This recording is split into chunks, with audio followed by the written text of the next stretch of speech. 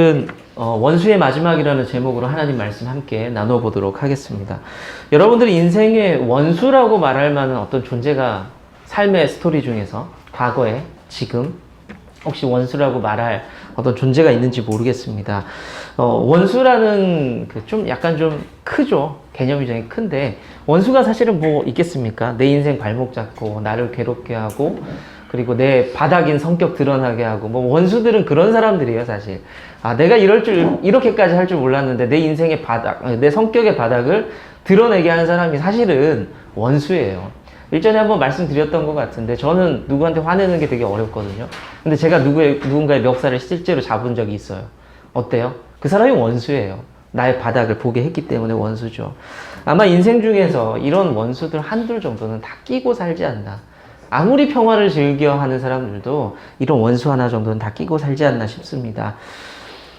우리가 그리스도인으로 살아갈 때는요, 이 원수가 특히 더 많을 수 있어요. 영적인 원수를 이야기할 수도 있겠고, 그리스도인답게 살다 보니까 나를 괴롭게 하고 나를 어렵게 하는 사람들을 만나는 경우도 분명히 있습니다. 그런데 우리가 영화나 책이나 뭐 드라마를 보면은 이 원수들은 어때요? 결국에는 뭐 망가지거나 무너지거나 이런 선명한, 아직도 여전히 권선징악의 모습이 드러나고 있는 건 사실이에요. 우리가 미디어를 통해서도 볼 수가 있습니다. 그런데 현실은 어떻습니까? 나를 괴롭게 하는 원수, 난 착하게 살았는데 그 원수가 무너지는 걸 보세요. 생각보다 원수는 잘 살아가고 있습니다.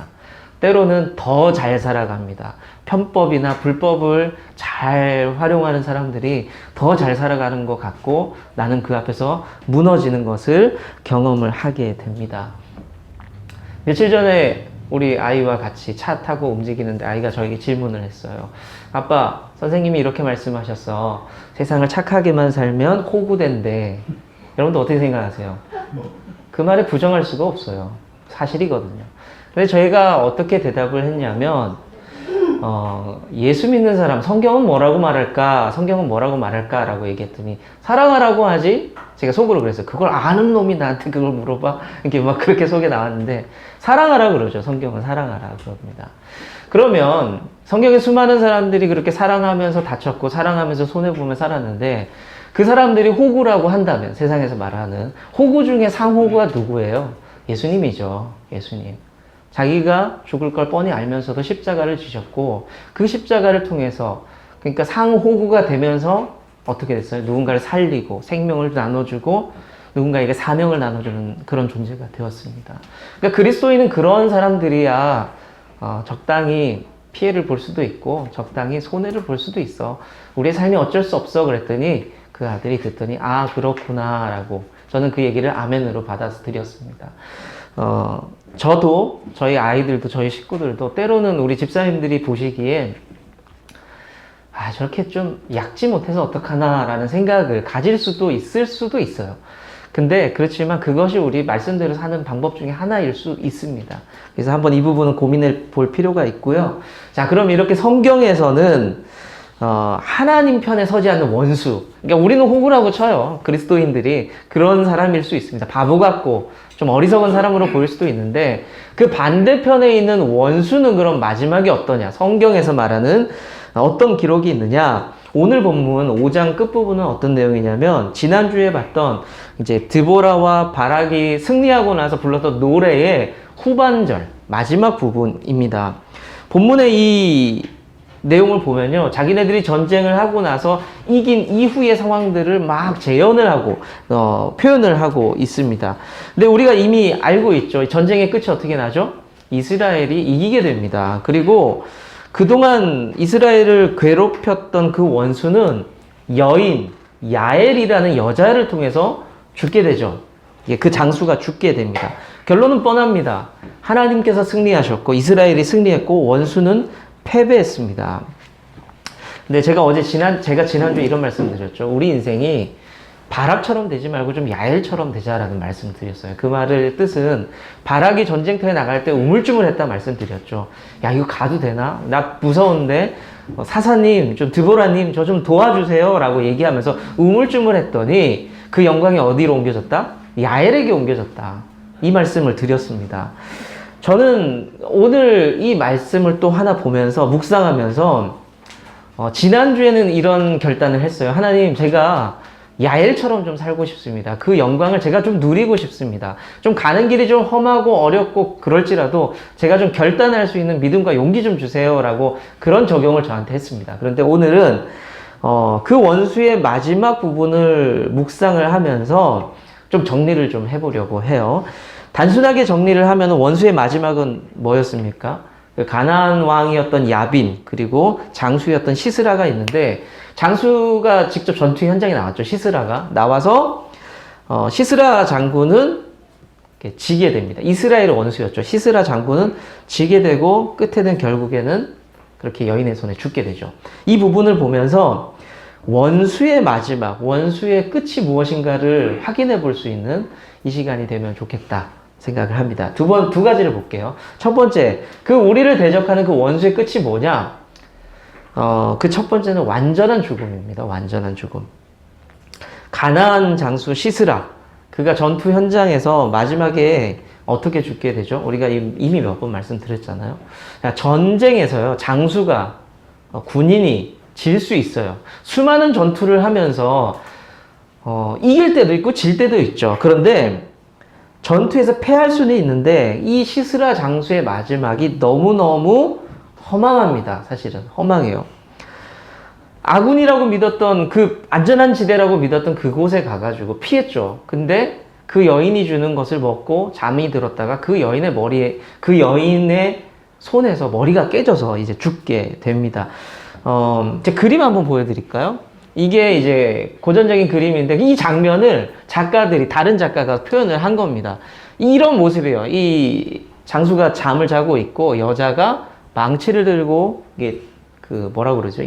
이걸 뭐라 그럽니까? 이게 말뚝을 들고 머리를 깨는 모습으로 이게 동일하게 이렇게 설명을 하고 있습니다. 되게 리얼하게 표현을 하고 있죠. 머리를 부순다라는 게 무슨 의미입니까? 회복 불가.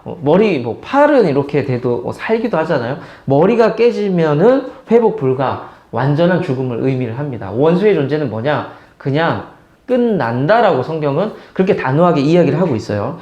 창세기 3장 15절의 말씀을 보면요. 뱀이 하나님 앞에 저주를 받아요. 근데 어떤 말씀을 듣느냐? 마지막에 네 머리가 상할 것이다. 깨질 것이다. 라고 말씀을 듣습니다. 저주를 받습니다. 같이 한번 읽어 볼게요. 시작.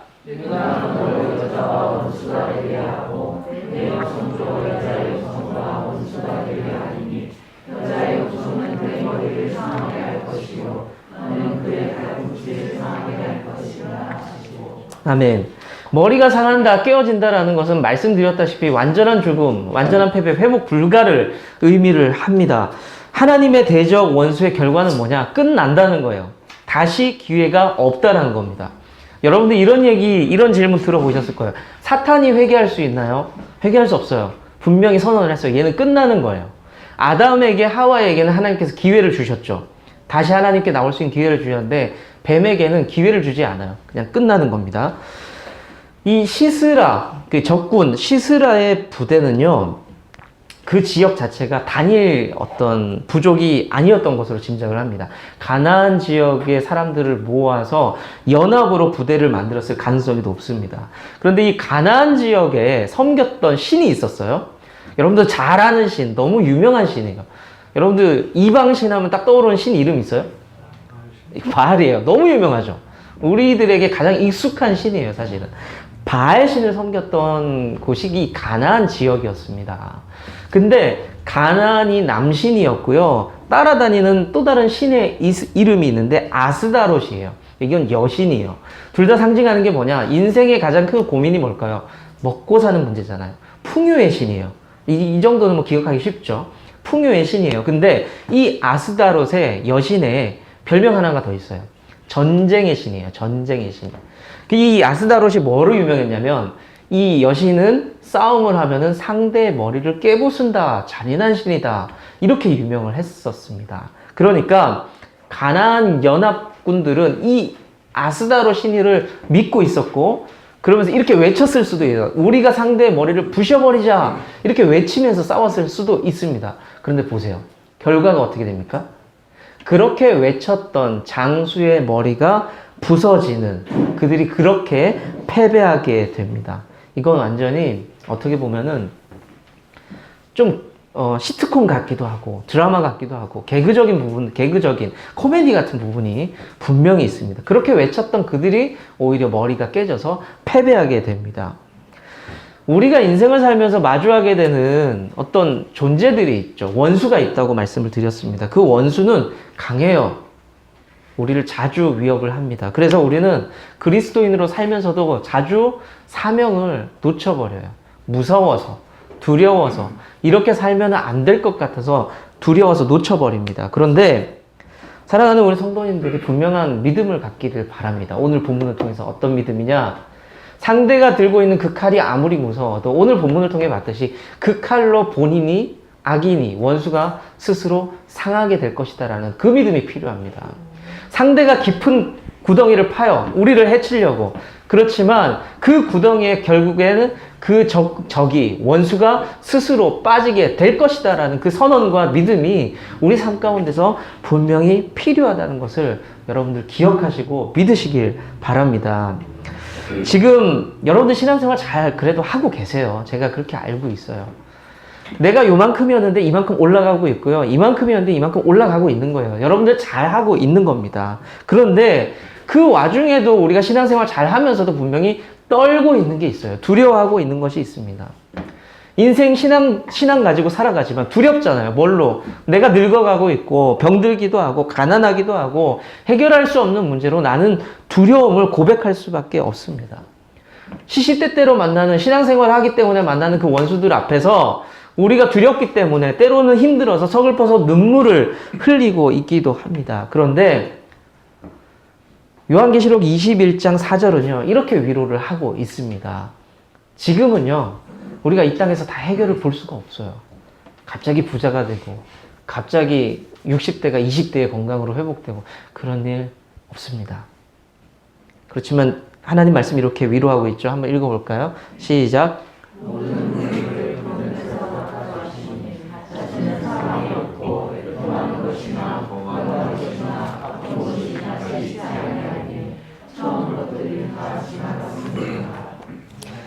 이 땅에서 다 해결 못한다.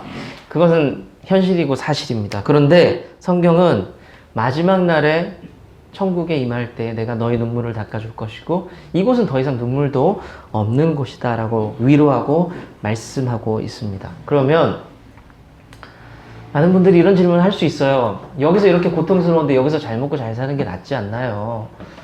보이지도 않는 천국을 왜 저렇게 얘기한다고 해서 내가 위로가 되겠습니까? 라고 얘기하는데 참 그래요. 그리스도인들은 근데 잔인한 믿음을 갖고 있어요. 어떤 믿음이냐면 보지 않고 믿는 믿음을 갖는 사람들이 그리스도인이에요. 이건 제 말이 아니라 성경에 예수님께서 하신 말씀이에요. 보지 않고 믿는 믿음이 복되다라고 말씀하셨거든요. 사랑하는 성도님들이 그런 복 누리시길 축복합니다. 안 보고도 믿으셔야 돼요. 그게 진짜 믿음입니다. 오늘 말씀을 통해서도 보았듯이 원수의 세력은 분명히 무너져요. 이것도 눈에 안 보이잖아요. 근데 믿는 거예요. 이게 우리의 믿음입니다. 제가 인터넷으로 웹드라마, 인터넷 드라마 짧은 것들 있잖아요. 그걸 봤는데 어떤 회사가 있어요. A, B 회사가 있는데 A 회사가 잘 나가다가 이제 망하게 됐어요. 안 됐어요. 근데 A 회사에 있던 능력 있는 사람이 와서 B를 차립니다. 그랬을 때 A에 남아있는 사람에게 B를 창업한 사람이 찾아가서 이렇게 얘기합니다. 야, 어차피 거기 무너져. 침몰하는 배에 남아있을 이유가 있냐? 라고 이야기를 합니다. 이게 좀 의미는 있다고 생각해요. 우리 인생이 좀 즐겁고 화려하고 재밌게 살 수 있는 여지가 상당히 많아요. 맛있는 거 먹을 수 있죠. 좋은 차를 탈 수도 있고 좋은 옷을 입고 멋있게 살아갈 수도 있습니다. 그런데 성경이 얘기하는 건 뭐예요? 여기는요, 무너질, 침몰할 배다. 거기 있을 필요가 있냐? 잠깐 있으면 좋겠죠. 그렇지만 굳이 그럴 이유가 있냐? 거기 있으면 무너지는데. 거기에 끌려다니면, 이 세상에 뭔가 괜찮아 보이는 것들에 끌려다니면 결국 침몰하는 배에서 잠깐 즐겁다가 무너지는 것밖에 안 된다는 것을 목사님 저는 여러분들에게 얘기해 줄 수밖에 없어요. 성경을 믿는 사람으로서. 하나님께서 어떻게 하셨습니까? 그 좋아 보이는 것들이 야엘이라는 그 여자 한 방으로 모든 것을 끝장내 버리셨어요. 순간이고 한 방입니다. 그 원수가 갑자기 소멸되는 것도 순간이에요. 여러분들이 인생을 살면서 귀한 결정하시길 바랍니다. 지금 너무 좋은데 재밌는데 그럼 나 이 즐거움을 더 누리겠어를 선택할 것인가? 아니다. 영원한 하나님 나라를 소망하면서 내가 그 하나님 나라를 위해서 뭘 할 수 있을까를 고민할 것인가는 사실은 제가 어떻게 해줄 수가 없어요. 여러분들이 선택하는 몫이고 저는 기도할 뿐입니다. 여러분들이 귀한 결정을 할 수 있길 기도할 뿐입니다. 제가 말씀 마무리하겠습니다. 두 번째 볼게요. 그 원수의 끝을 첫 번째는 완전한 죽음이라고 봤고요. 두 번째는 허망한 기대입니다. 허망한 기대. 원수의 끝은 우리도 알고 원수 스스로도 알아요. 망한다는 걸 알고 있어요. 그런데 그게 잘 정리가 안 돼요. 끝났다, 망했다, 알아요. 정리가 안 돼요. 그걸 뭐라고 표현합니까? 미련이라 그래요. 미련. 뭐 관계든 사랑을 하든 일이든 사람들은 뭔가 아쉬움이 남아서 정리가 안 될 때 미련이 남는다라고 표현을 합니다. 오늘 본문의 말씀을 보시면요. 원수는 명확하게 결과를 보여줘요. 죽음이에요. 끝나요. 그런데 놀랍게도 미련의 흔적을 설명하는 부분이 나와요. 어떻게 나오냐면 그게 누구냐면 시스라, 죽은 장군 있죠? 시스라 장군의 어머니 이야기가 나옵니다. 28절을 보면 이렇게 기록이 되어 있는데 시스라의 어머니가 아들을 전쟁터에 보내고 창문을 열고 보고 있어요.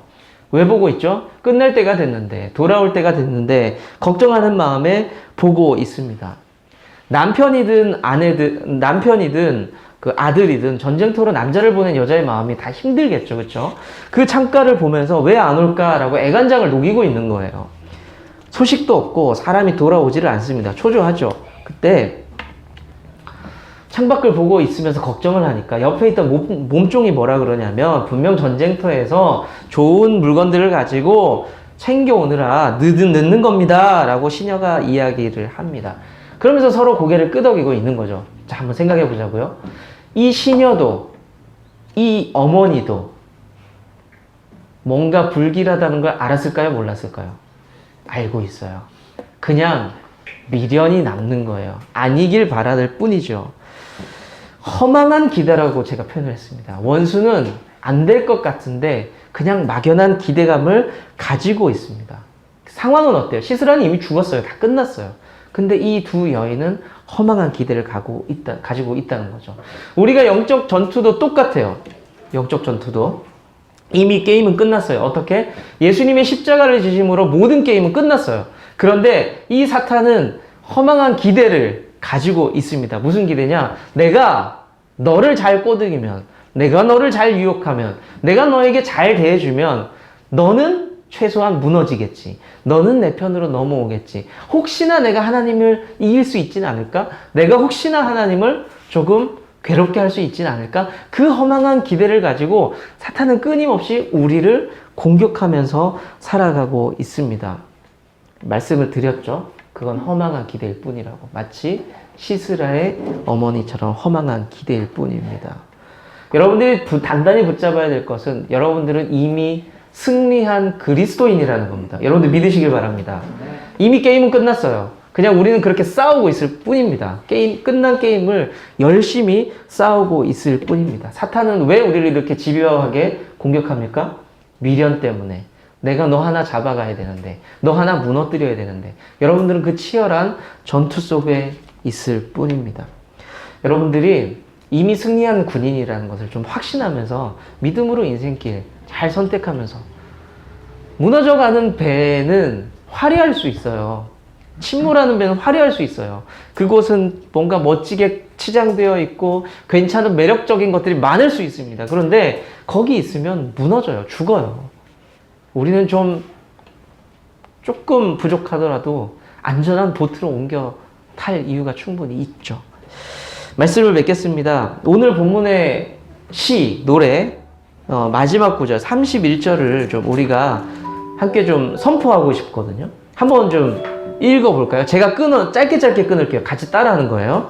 여호와여, 주의 원수들은 다 이와 같이 망하게 하시고 주를 사랑하는 자들은 해가 힘있게 도둠 같게 하시옵소서. 그리고 같이 이렇게 제가 읽어드릴 테니까 한번 같이 따라 읽어주세요. 그 땅이 40년 동안 평온하였더라. 원수는 다 망합니다. 여러분들 원수의 것에 너무 목매다지 마세요. 네, 그럴 이유 별로 없습니다. 네, 여러분들한테 뭐 극단적 가난, 이거 하지마 저거 하지마, 저는 그런 스타일은 아니에요. 하지만 우리가 막 모가지가 끌려서 세상에 끌려가는 거를, 제가 그거를 볼 수는 없어요. 거기는 결국 끝나는 거고 망하는 길이기 때문에 제가 그거를 두고 볼 수는 없습니다. 지금의 치열한 전투, 내가 조금 포기하고 내가 조금 희생하며 살아갈 때, 결국에 그 전쟁이 끝날 때 오늘 성경의 마지막처럼 드보라 시대의 40년의 평안이 저와 여러분들 가운데 누릴 만한 그런 승리한 군인의 삶 살아가시기를 축복합니다. 네. 우리가 그리스도인답게 살 때 손해보고 희생하고 결단해야 될 게 너무 많아요. 잘 알아요. 네, 잘 압니다. 저도 뭐 비슷한 삶을 살았고, 내 꿈을 접을 때도 있었고, 뭐 내 것을 포기할 때도 있었고, 그렇게 살았던 것이 얼마나 고통인지 잘 알고 있습니다. 그렇지만 그 길을 선택해야 되잖아요. 우리 잠깐만 기도해 볼까요? 하나님, 내가 지금 놓지 못하는 이것이 혹시나 그 사탄의 어떤 미련 때문에 갖고 있는 그것은 아닙니까? 나를 끝까지 붙잡고 끌고 가려는 사탄의 계획은 아닐까요? 하나님, 내가 포기하지 못하는, 그래서 주님께 다가가지 못하는 그것이 이것입니다. 그런 것이 있다면 잠깐 좀 기도하고 하나님 앞에 좀 이 한 가지라도 바꾸어 갈 수 있는 우리 삶이 되기를 좀 소망합니다. 우리 잠깐만 함께 기도하겠습니다. 주님은 나무, 당신은 가지니 사랑의 열매